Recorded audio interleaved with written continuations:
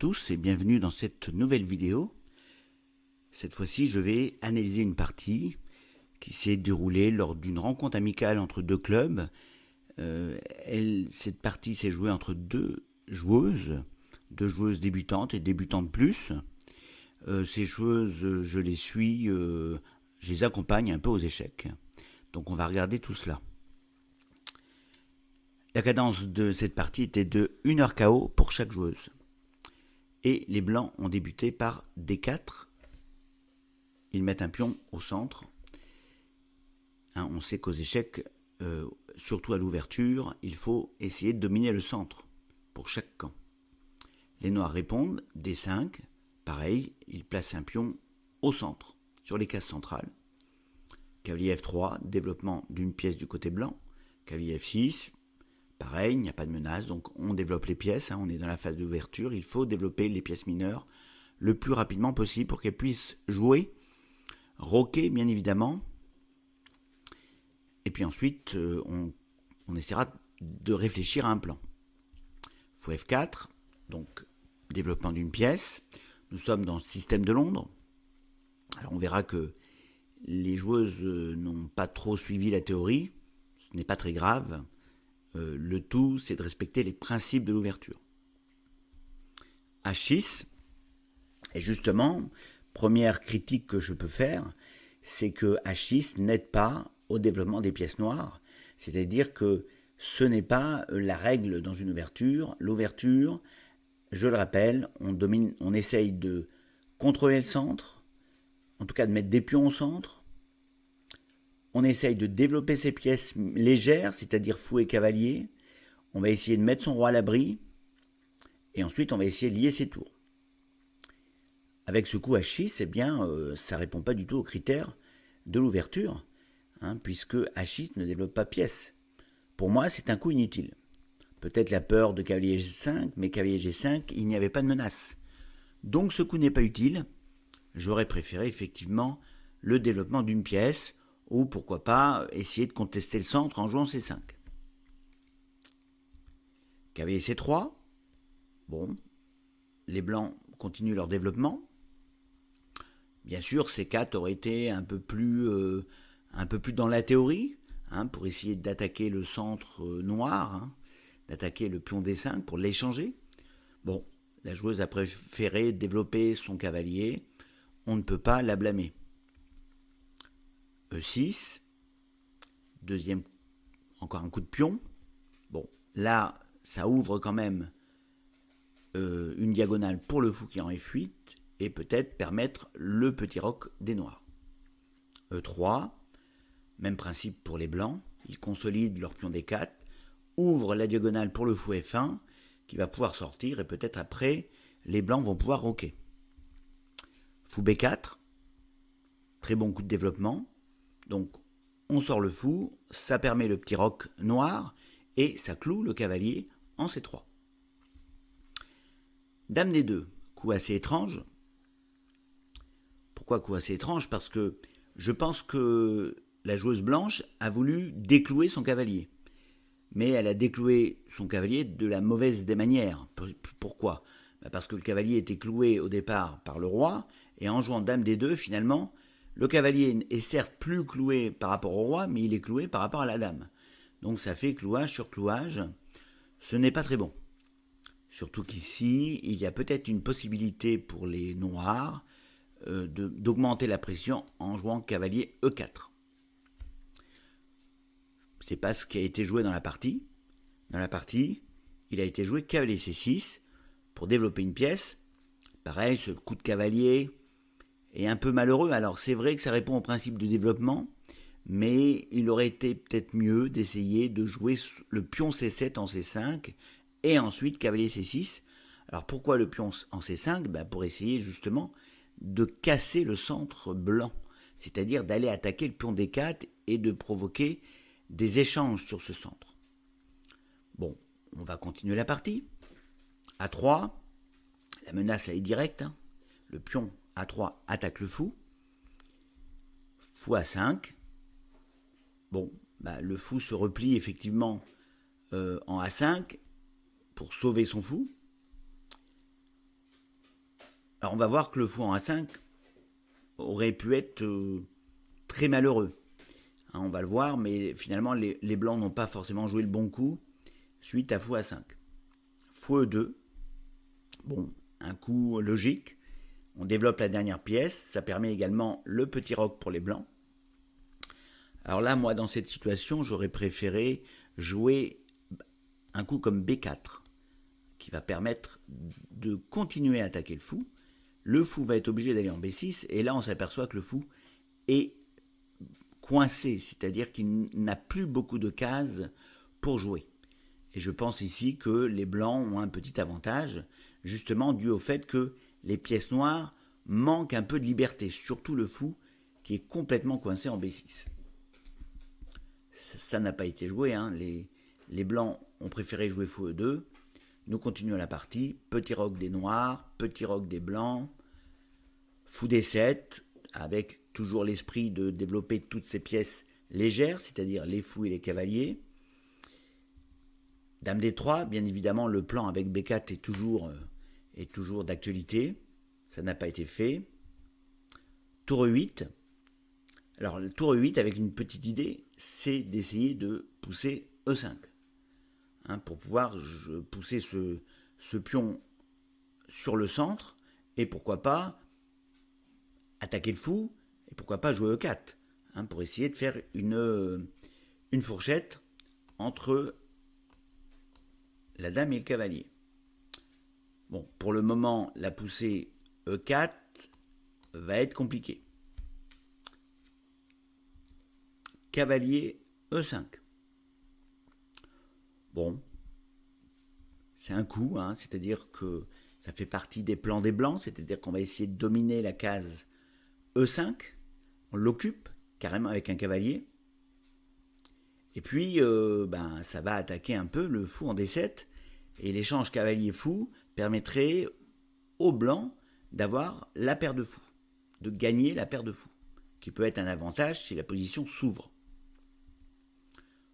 Fou prend, C3. Bon, coup assez bizarre, hein, puisque là, les noirs n'attendent pas. Hein, ils échangent un cavalier contre un fou. Bon, pourquoi pas. Je pense pas que ça soit un très bon coup, puisque on donne la paire de fous aux blancs. Dame prend C3, très bien joué de la part des blancs. Hein, bien sûr, ils évitent de casser leur squelette de pion et ils reprennent de la dame. Cavalier E4.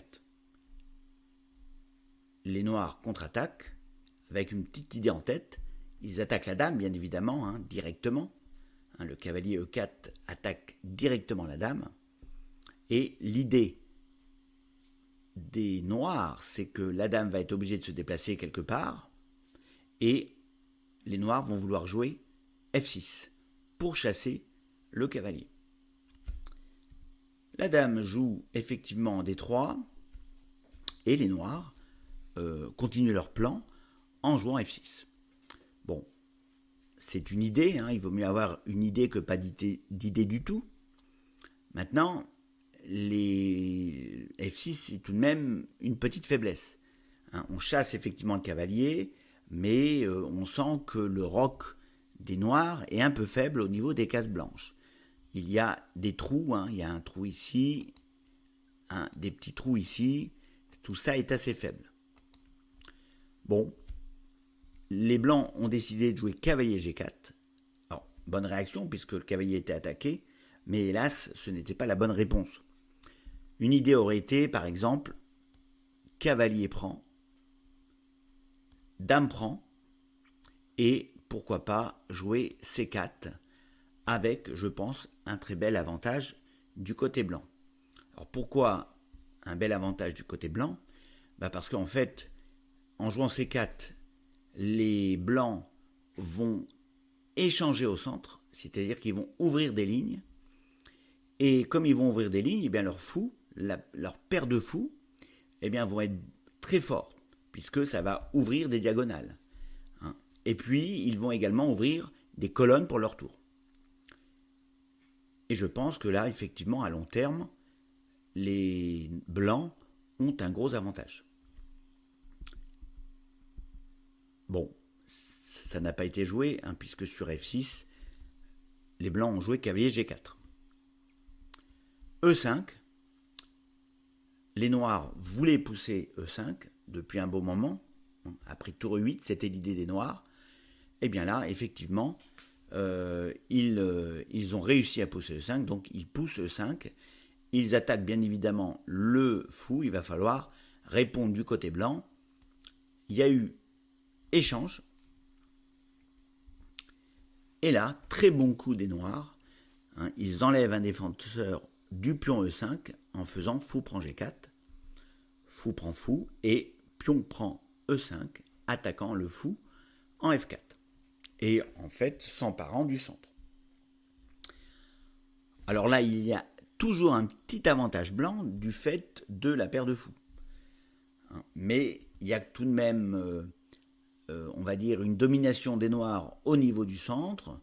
Donc la partie n'est pas du tout gagnée pour les blancs. Et là, il y a eu un coup extrêmement bizarre. C'est pour moi une grosse erreur. Après, on verra que cette erreur aurait pu être fatale aux noirs au final. Mais les blancs ont décidé de faire fou prend H6, c'est-à-dire de donner leur fou contre un pion. Alors bien évidemment, c'est une grosse erreur. Là, la suite logique aurait été de jouer fou G3 et la partie continuer avec un léger avantage pour les blancs. Alors, fou prend qu'ont fait les noirs, et bien sûr, ils ont pris le fou en H6. Ils ont profité effectivement, puisque les blancs ont sacrifié leur pièce. Alors, les noirs gagnent une pièce, mais attention, ils ont un roi qui est quand même un peu à découvert. Il va falloir faire très attention. Tant que le centre est maintenu par les noirs, je pense que les noirs sont beaucoup mieux, mais ne laissons pas les pièces blanches envahir les cases faibles auprès du roi noir. On va voir ce qui va se passer par la suite. Fou F3, avec l'idée bien sûr d'échanger le cavalier en E4. Cavalier F6, alors ça, c'est une petite erreur. J'aurais préféré que les noirs jouent roi G7 avec l'idée d'essayer de contrôler les cases, surtout les cases blanches, surtout la case G6. Et on va voir effectivement qu'avec cavalier F6, eh bien, ça va peut-être permettre aux blancs de jouer dame G6 et d'essayer d'embêter le roi qui est quand même un peu en l'air. Bon, bien sûr, il y a une variante. Je ne dis pas que les blancs sont gagnants, bien sûr. Les noirs ont toujours un avantage, puisqu'ils ont une pièce de plus. Mais l'avantage s'est réduit, parce que comme le roi est faible, eh bien, il y a peut-être possibilité pour les blancs d'attaquer ce roi. Et d'essayer de gagner, peut-être pas une pièce, mais en tout cas quelques pions. Voyons la suite qui a été jouée. Là, les blancs ont joué tour AD1, qui est bien sûr une grosse erreur. Donc je répète que dame G6, échec était la meilleure alternative.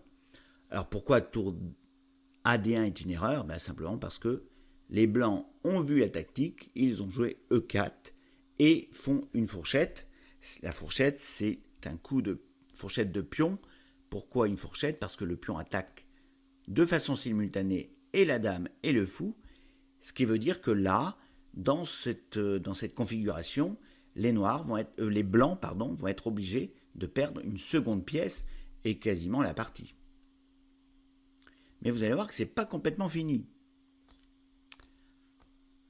Parce que les blancs ont décidé de prendre le pion en E4, donc de donner un fou mais contre un pion.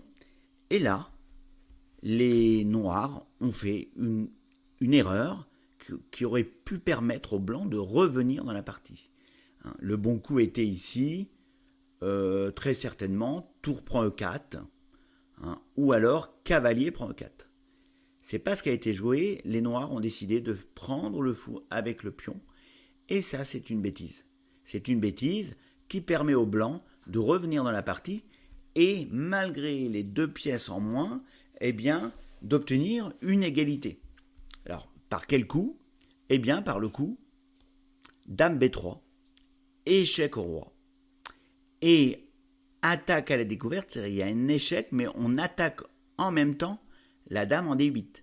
Ça veut donc dire que là, les noirs vont être obligés de parer l'échec, d'une manière ou d'une autre, et ensuite, eh bien, il va y avoir un gain de matériel pour les blancs, et donc les blancs vont pouvoir revenir dans la partie, et surtout que le roi noir va être très faible pour la suite de la partie.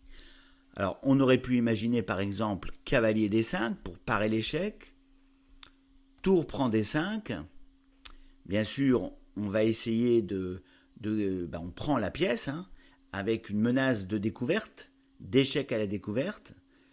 Ça va être une partie qui va être très compliquée d'un seul coup pour les noirs. Pourquoi? Parce que le roi des noirs est très très faible. Alors là, le meilleur coup pour les noirs serait Dame F6. Et puis, on va avoir possibilité d'harceler le roi noir, hein, par exemple, tour D7. Et puis, on va harceler ce pauvre roi noir. Et finalement, les blancs vont peut-être réussir à maintenir la partie malgré qu'ils aient une pièce en moins. Alors, c'est pas ce qui a été joué, hélas, sur D prend E4.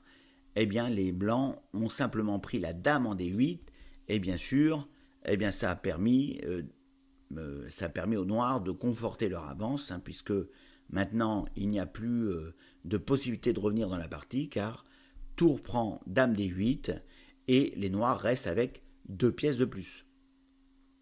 Alors, je vais vous montrer la suite rapide de la partie. Il y a eu tour D1 de jouer pour éviter les échanges de tours. Bien sûr, ça permet tour D2. La tour s'infiltre dans le camp des blancs et c'est une tour qui est très heureuse puisque c'est sa mission. Les tours, elles sont là pour dominer les colonnes ouvertes et de s'infiltrer dans le camp des blancs pour aller manger du pion. B4, tour prend C2. La tour se régale. H4. Cavalier E5, très bon coup des noirs. Il va y avoir une série de très bons coups du côté noir. Roi H2, cavalier F, G4 échec roi. Roi H3, H5 pour défendre le cavalier. Et vous allez voir que l'idée aussi, ça va être de pouvoir de bouger l'autre cavalier qui est en E5. Hein. Donc le pion H5 défend désormais le cavalier G4. Donc le cavalier en E5 va pouvoir aller sur d'autres cases. Et les blancs ont joué tour D1 et de suite les noirs installent un cavalier en D3. La suite de la partie, je la ferai sans commentaire. Il y a eu une petite combinaison qui a été faite par la joueuse avec les noirs pour définitivement gagner la partie.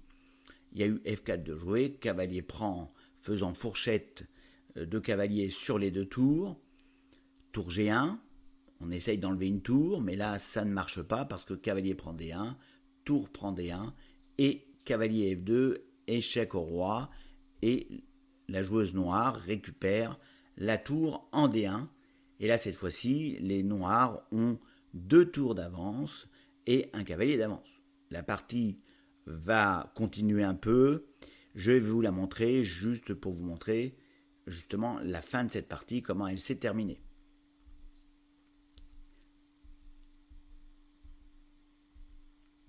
Voilà, donc les blancs ont essayé de jouer des coups de pion, les noirs ont commencé à avancer leur roi, le roi est allé en G5, donc tour prend G2, échec, le roi est revenu en F4, tour F2, roi G5 et tour D prend F5, échec et mat. La partie s'est terminée par cet échec et mat. Voilà, cette analyse de partie très succincte, hein, très modeste, pour expliquer simplement le jeu d'une débutante et d'une débutante plus. J'espère que cette vidéo vous aura plu et je vous dis à une prochaine fois. On n'oublie pas bien évidemment de s'abonner et de liker, de partager cette vidéo. Je vous en remercie.